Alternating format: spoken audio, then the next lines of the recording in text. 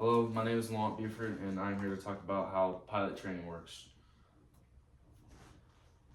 Have you ever looked up at an airplane flying overhead and wondered what it actually takes to be the person flying instead of sitting in the passenger seat? Most people assume becoming a pilot requires joining the military or being some kind of math genius. But in reality, thousands of regular people earn pilot's license every year through civilian flight training programs. Flying is something that has always fascinated people because it represents freedom, responsibility, and advanced technology all working together. However, many people don't realize how structured and step-by-step the training process really is. Pilots don't just learn how to steer a plane, they learn how to manage risk, make quick decisions, and prioritize safety at all times. Today, I'm going to inform you about how people become licensed pilots. Specifically, I'll explain the different types of pilots license, what the training process looks like from the classroom to the cockpit, and many important skills pilots must develop to fly safely. I chose this topic because I'm personally working toward getting my pilot's license, so I spent some time researching aviation training requirements and learning about what pilots actually go through during pilot training. Because of that, I gained a better understanding of how challenging but achievable becoming a pilot really is.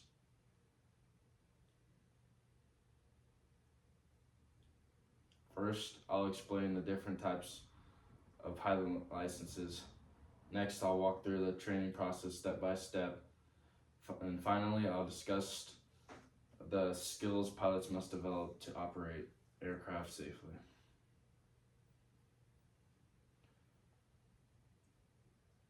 Type of pilot's license. To begin, it's really important to understand that not all pilots have the same qualifications. Aviation uses a tiered license system, meaning pilots go through different levels depending on what they want to do. The most common starting point is the private pilot license, often called PPL. According to the Federal Aviation Administration, this license allows someone to fly an aircraft for personal use, such as traveling or recreational flying, but not for earning money. Many pilots stop at this level simply because they enjoy flying as a hobby. The next level is commercial pilot's license, which allows pilots to be paid for flying. Commercial pilots may work in jobs such as aerial photography, charter flights, crop dusting, or sightseeing tours. This license requires more flight hours and a higher level of precision and professionalism.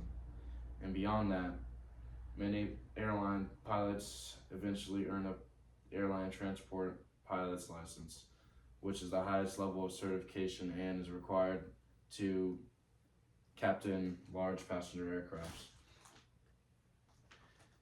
Pilots also add specialized certifications called ratings.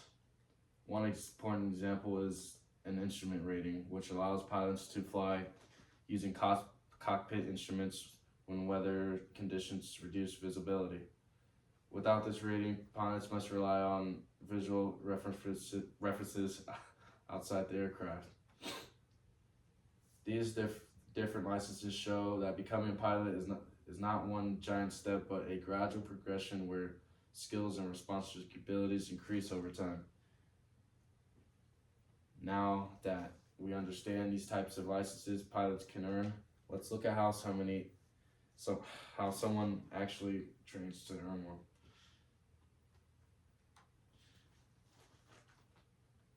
Pilot training combines classroom education with real-world flight experience, and both parts are equally important.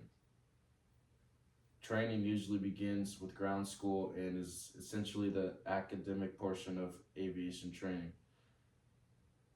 During ground school, students can learn about aerodynamics, which explains how airplanes generate lift and stay in the air.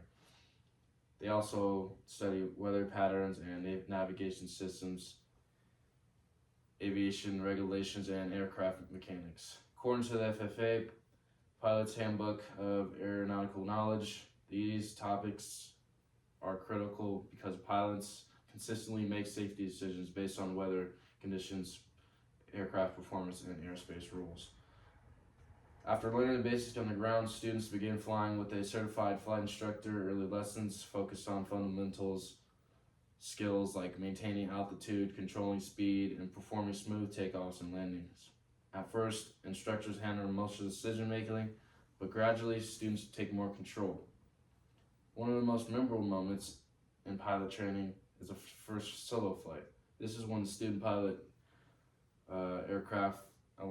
flies the aircraft alone for the first time, and after demonstrating enough skill and judgment to their instructor. Many pilots describe this moment as both exciting and nerve-wracking because it represents real independence in the air. To qualify for a private pilot's license, students must complete a required number of flight hours, including cross-country flights to different airports. These trips teach navigation, planning, and communication with air traffic control. And finally, students must pass two major evaluations. The first is a written knowledge test covering aviation concepts. The second is a practical exam called the check ride, where an examiner evaluates both flying ability and decision-making skills in real flight scenarios. While completing training and passing tests are important, technical ability alone does not make someone a safe pilot. That leads to a final point: the skills pilots must develop. Flying safety requires a combination of mental, technical, and interpersonal skills. First, pilots must develop strong situational awareness. This means consciously understanding what is happening both inside and outside the aircraft. Pilots monitor instruments, track weather conditions, and communicate with air traffic control and watch other aircraft all at the same time. Aviation studies that shows the loss of situational awareness is one of the leading causes of accidents, which is why training emphasizes it so heavily. Second, pilots must develop strong decision-making skills. Unlike driving a car, pilots simply cannot pull over if something goes wrong. They must evaluate risk ahead of time and sometimes make difficult choices such as delaying or canceling a flight due to weather. Good pilots learn that safety decisions are more important to the inconvenience of schedules. Another important skill is communication. Pilots must clearly communicate with aircraft controllers and pilots using standard aviation phrases. Clear communication helps prevent confusion and ensures aircraft maintain safe distance from one another. Finally, pilots must maintain discipline and responsibility. Aviation places a strong emphasis on safety culture, meaning pilots are trained to recognize their own limitations and avoid unnecessary risk. Even though pilots continue to learn throughout their careers. Today, I explained how people become licensed pilots by discussing the different types of pilot license, the step-by-step training process, and the essential skills pilots must develop to fly safely. Although becoming a pilot may seem intimidating at first, it is actually a structured journey built on education, practice, and responsibility. With dedication and proper training, aviation becomes accessible to ordinary people willing to put in the effort. And the next time you see an airplane flying overhead or board a flight yourself, you'll know that the person in the cockpit didn't just learn to fly overnight. They completed an extensive training designed to ensure every flight is safe as possible, turning the dream of flight into a carefully managed skill.